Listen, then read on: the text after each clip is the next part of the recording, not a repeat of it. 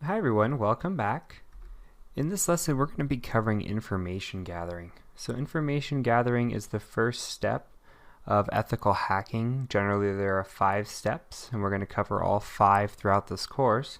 So information gathering is really just trying to find out what information you can find on the company or person that you are trying to exploit.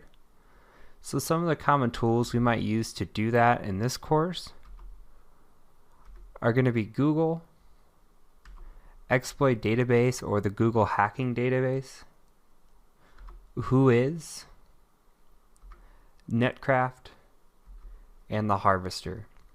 So these tools I've picked out exclusively because they are covered in the course syllabus. There are many tools, a lot of which are covered in other courses. I would direct you towards the ethical hacking course if you're interested in learning some of these tools. The real matter of fact is, for this course, you're really not going to need much outside of Google. I'm just going to show you some of these other tools because they were mentioned. But really, Google is going to be your best friend. Exploit Database is going to be your second best friend. So I'll show you some of those and we'll kind of navigate around and learn a little bit of Google Foo in this lesson. But don't expect it to be too long and don't expect to learn too much out of this. Just really want to touch base on what some of these things are. So let's go ahead and go into our Kali box. And let's go into Google. So when we say Google Foo, what we mean is using Google to our advantage. Google has a lot of search syntax. So we can use Google as, let's say we're looking up a website. Let's look up CNN. We could see that we have CNN here. We've found some more information about CNN on Twitter, YouTube, New York Times. But let's say that we just want information from CNN and only CNN. We can use a syntax for that. So we can say site cnn.com. And notice now, right now, that we have 210 million results. So now we've narrowed it down to about 3.2 million results. And all of our websites now are coming from CNN. So let's say that we're searching a site and we don't want to see www.cnn like this /weather. We're just more interested in if we can find any type of links like this, say travel.cnn.com. So maybe we can find an ftp.cnn.com or something that might be vulnerable or provide information to us. So we can say we don't want the site of www.cnn.com. Let's see what that does to our results. So it doesn't change the search results any, it appears, but you can see that it has taken out any of the wwws.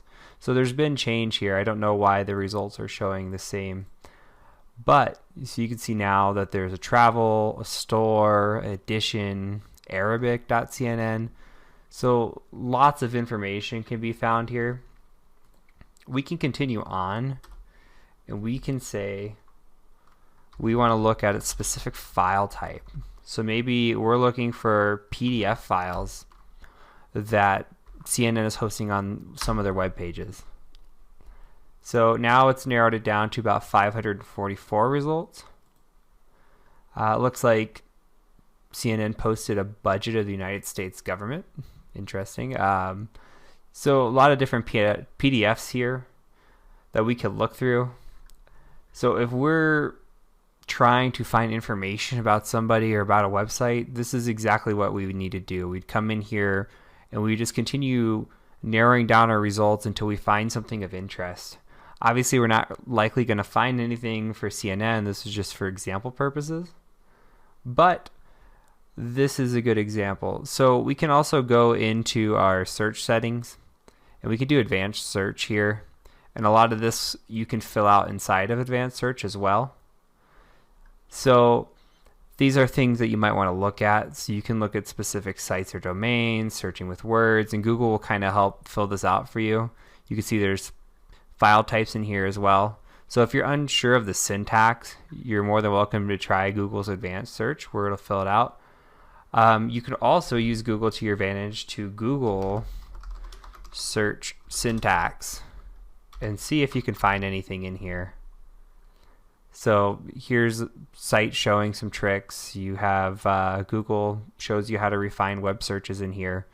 So I encourage you and recommend that you come through here and look at some of these and just kind of practice on your own. Take a company, or if you take your employer if you want, and just try to look at their website, try to see if you could find anything interesting, any interesting documents, maybe that should be on the web. I know when I ran through this, I looked at one of my old employers and I found a contract that probably shouldn't be out there on the web. So just some things to look out for. So going on top of this, let's go back to Google and let's look at the Google hacking database. So the Google hacking database is now part of exploit database. But if we come in here, this is a really, really interesting website. You can kind of look through here and look at some of the Google foo that people have already done for you. So for example, we can look at files containing passwords. And you can kind of look through some of these and see if there's anything that stands out. Enable secret here, Cisco. So on Cisco devices, if you have enable secret or enable password, this might be in clear text, which is kind of exactly what this is saying. So if we click on the Google search, it'll do it for you here. So it looks like it's taking out the string of get, the string of cisco.com, and it's looking for an extension of .config, which is a config file for Cisco. And what we're looking at here is for enable password in clear text, and it looks like right here we've already found one. So these are the kind of vulnerabilities that are out there. If you go through this database, you could play around and find some really, really interesting stuff. Of course, we're ethical, so we're not going to use this against anyone, but it's good to know it's out there, maybe inform people that it's out there. So another site like this that I like to play around on, it's called Shodan. So let's go to Google and type in Shodan here.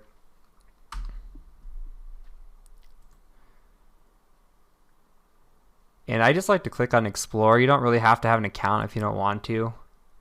A lot of people come on here to look for webcams. You can see there's cams, netcam, some default passwords. It's very, very similar.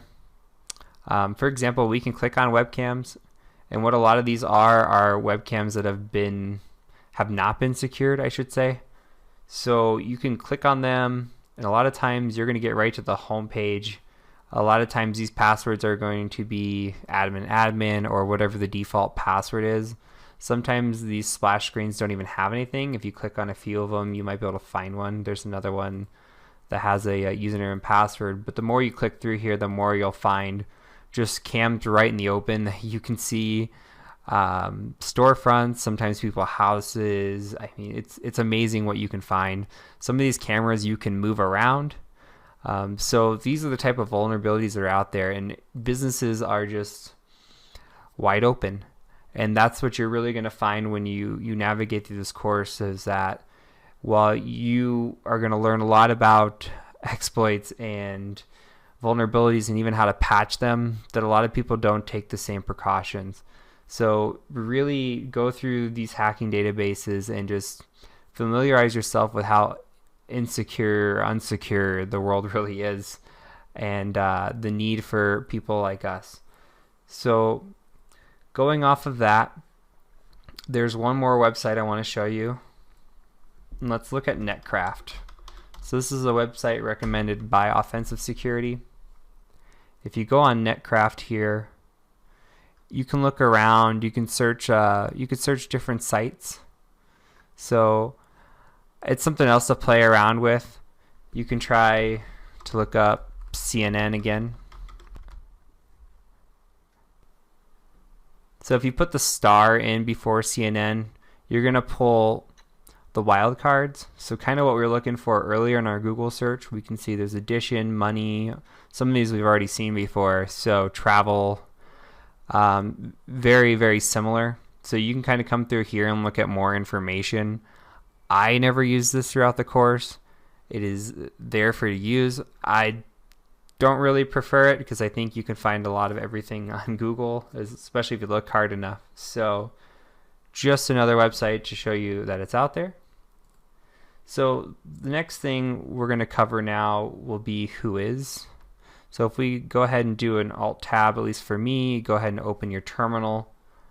If we type in WHOIS, and let's say CNN.com, we can find domain information out about the website. So here we go, domain name CNN, shows who it's registered to, the date it was registered, when it expires, etc., etc. You can see some of the domain name servers. You're not going to find a lot of really good, interesting information here usually, especially from websites as big as CNN. What you're really looking for is if you're doing a penetration test and you're looking at a local company site or maybe a medium-sized company site, sometimes they put their own personal information in here, and that is it's incorrect. Usually you want to go through a private company that protects your information, so you don't want people knowing really who owns the website or who's behind the website. So it's just another level of security because this can lead to social engineering. So just another protected measure, something to look at when you're looking at a website. You're not going to use WHOIS at all in this course, I don't think. I never used it. I don't see a reason why you would have to. But it's good to know that it's out there. It's always interesting to go play around with it. I do recommend, like I said with Google, is going to your employer's website and seeing how they have their WHOIS set up. Just play around with all these tools and see if you can find anything interesting. Again, not for malicious intent, but just to increase your knowledge, to play around, to get better at the tools. Okay, and then your last tool we're going to try out here is called the Harvester. So if we just type in the Harvester and hit enter, you can find out a little bit of information about it. Really what we're doing is we're harvesting email accounts from a domain. So if we look here, you have your switch of D for domain or company. And then generally we have a switch of B for your data source. So you can pick Google, you could pick Bing, LinkedIn, etc., etc. So for example, let's say we want to use the Harvester to look up CNN again. And we're going to use our data source of Google. Let's just see if it pulls anything or what it pulls here. So it's going to search through Google and see if we can find any type of email addresses. It wasn't able to find any. So maybe Google wasn't the best here. We can try LinkedIn. See if that pulls anything. And it's not showing anything there either. So it might be that CNN has some lockdown here. I've successfully used the Harvester plenty of times and found many emails. So you're more than welcome to go through here and keep trying on different websites. Once again, I recommend using your employer, seeing if you can find anything. So now we just switched over to Bing here and we were able to find a user's email address. So this again plays into social engineering, just part of information gathering. The more information we gather about a company, the better we can attack it. So this is just another tool in the tool set. Like I said, if you want to learn other tools, I do recommend looking into the Certified Ethical Hacker. There is a course on INE, so I'd recommend looking there first. Many tools can be found and be added to your toolkit for penetration testing, but in this course you're really not going to need any of this stuff. So Google will be your best friend, Exploit Database will be your second best friend, just to reiterate. So that is it for this lesson. I thank you for joining me. My name is Heath Adams, and I will see you next time.